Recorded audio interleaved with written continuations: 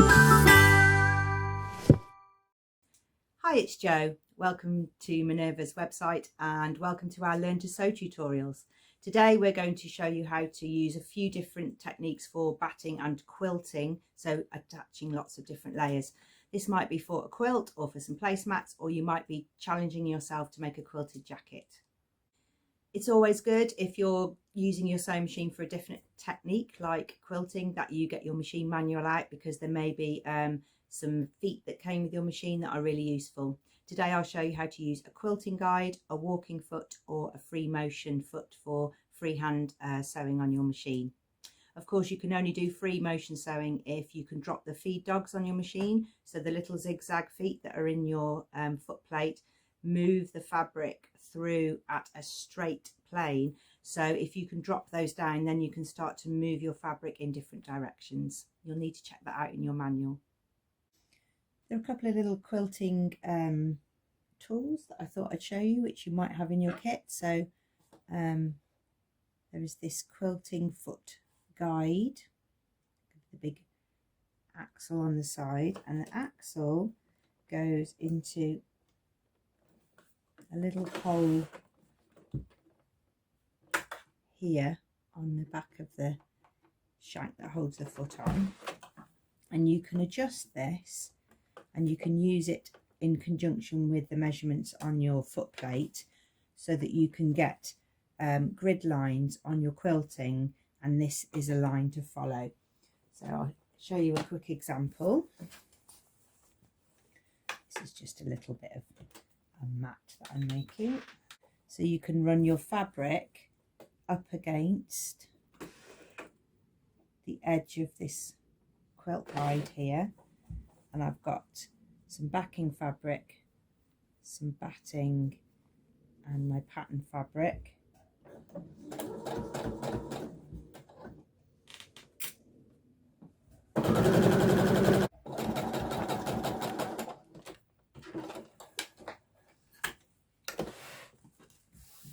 So your second row is in exactly the same place, and it speeds up so much time for marking out all of your fabric. Now, as you work, you're going to get some sort of movement in your fabric, so keep smoothing it out. Don't cut it exactly. If you cut it exactly, you'll end up having to retrim it. So I've got plenty of space around the edges for retrimming. As you can see, look there, the fabric moves, so you need lots of working fabric around the outside. So I'm going to finish quilting this, and then I'm going to show you a few other ways to make quilting small home items a little bit easier.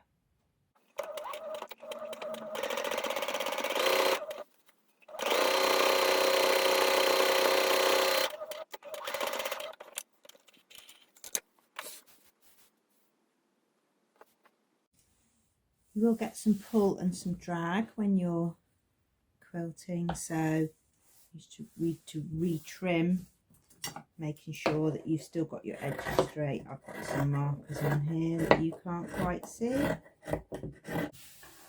and once it's all back to being square again, you can trim your edges, and then we can apply the binding to the edge.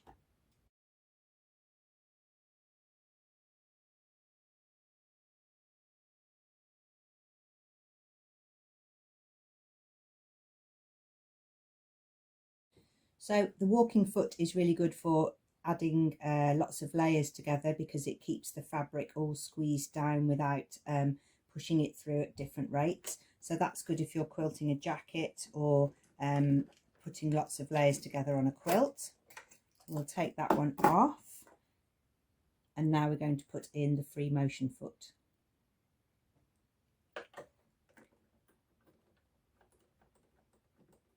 So you use the screw onto the shank, righty-tighty, lefty-loosey. My husband's an engineer, he's taught me that a long time ago. So now we've got the foot in place, but now we need to take the feed dogs here down and out of the way. And I've got a little place on the back of my machine, and you'll see there's a sort of symbol with the teeth pointing up, that means the dogs are up, and there's a symbol with the teeth pointing down. So when I push that down, now those teeth have gone below the foot plate and then no longer be moving the fabric forwards and backwards. It really is, once you've set it up, it really is just a sort of confidence and practice thing. So you'll need to keep your fabric quite taut. You can get a ring to put on there to hold your fabric really taut, and then you can move the ring around. Depends sort of how experienced you are and what effect you're trying to get. I'm just going to show you sort of the basics of it really, just so that you can have a little play. So you hold your fabric quite tight, but you have to really concentrate because you've got to move the fabric, and as soon as you lose concentration and stop moving the fabric, then the needle will just keep going in the same place because there's nothing moving it forwards and backwards now. So you set it up on a normal stitch, so it's 2.5, your normal sewing stitch, straight stitch, and you're going to sew and keep moving the fabric around at quite a gentle pace with your foot, but you've really got to keep moving the fabric. You can't stop. As soon as you stop, it will just sew on the spot. You might want to make a plan, so if you want leaf shapes, you can draw those on with a air erasable pencil or an air erasable pen, but you're just going to keep sewing. You need to make sure the tails are out of the way. I'm going to keep sewing and I'll show you the effect at the end.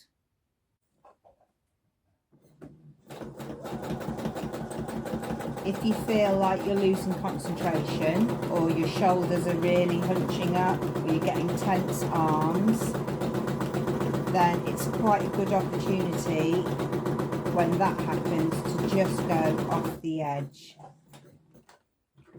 and just reset yourself, and then you keep all the threads really well trimmed, because otherwise they get sewn into your design, so you need to keep those out of the way.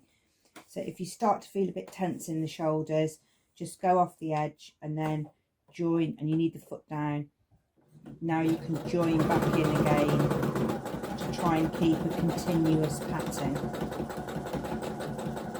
If you're making individual patterns, not a continuous pattern, then you will need to tie off the threads, because you can't go forwards and backwards here to make a back tap. So you will need to break your threads but then sew them off. Sorry, knock them off. I'm trying to do two things at once.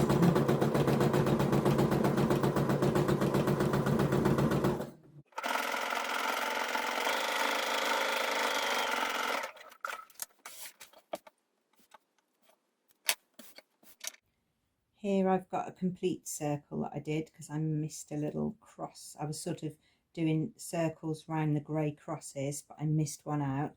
So I've done one complete circle there, so I need to knock that one off. Okay, so I've quilted the layers together. You need to make sure the tension is good so that you've got the good tension on both sides and you get a really nice sort of firm fabric. Another way you can use your free motion foot, if you're not putting together lots and lots of layers but you want to have a go at using it, is to do some applique with it. So your needle is really like drawing with a pencil. So I'll put a little design on the placemat and you can see how that works.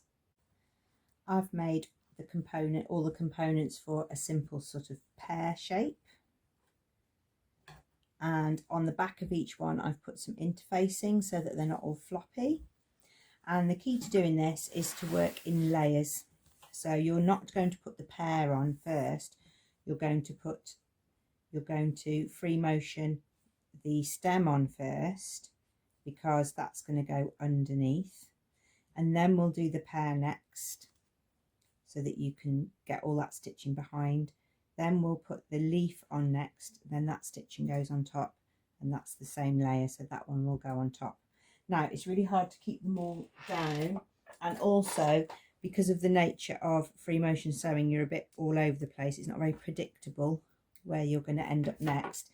If you put pins in, sometimes it's a little bit precarious. So I like to use just a little bit of hemmit some sort of hem tape which acts as a sort of glue.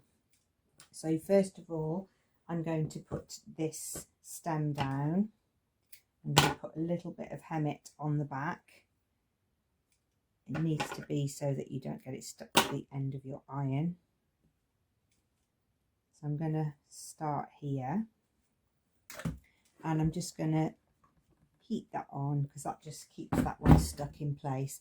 So I'm going to applique around there with my free motion foot. Oops, that's not stuck together. And then I'll show you the one with the pear a little bit more closely because this is a bit fiddly to see. So if I show you the pear shape under the machine, and then I can show you the overall effect.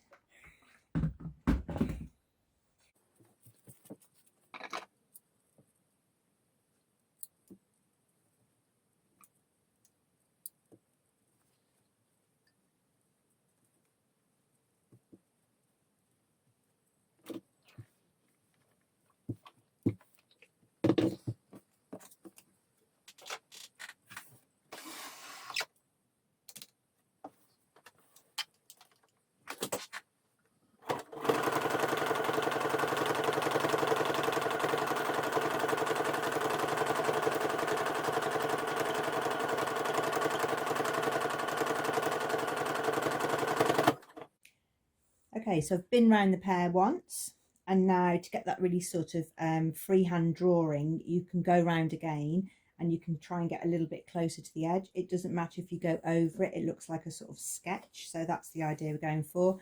If you've been dressmaking, your sort of instinct is to do a pivot. So when you get to here, you want to sort of pivot, but you can actually just keep moving the fabric around.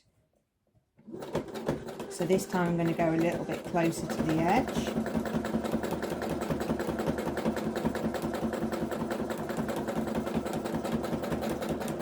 Use my first row of stitching as a bit of a guide. Now I'm coming up this side. I'm a bit blind. I can't see where the curve is going, so I am going to pivot now, and I'm going to roll this side of my quilt so it fits through the aperture of my machine, and now I can see the line that I'm following. Foot down, follow this next section. If you want to go round again, that's no problem, but you do get this nice sort of raw edge that hangs off the side.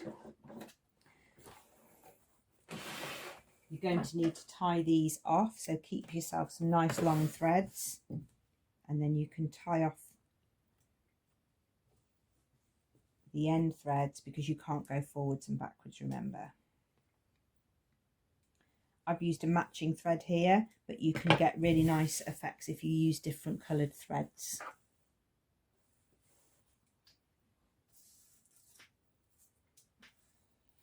Now you can add your next layer because then your stitching is behind there.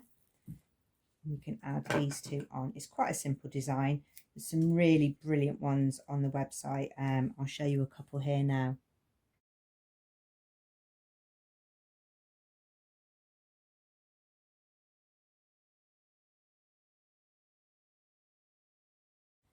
You can also use your stitching to mark out particular areas. So here you can put a spine on the leaf if you want to.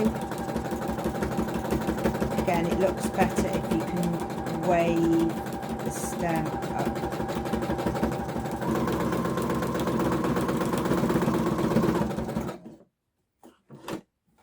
The centre, then you get a bit more of a quilted look.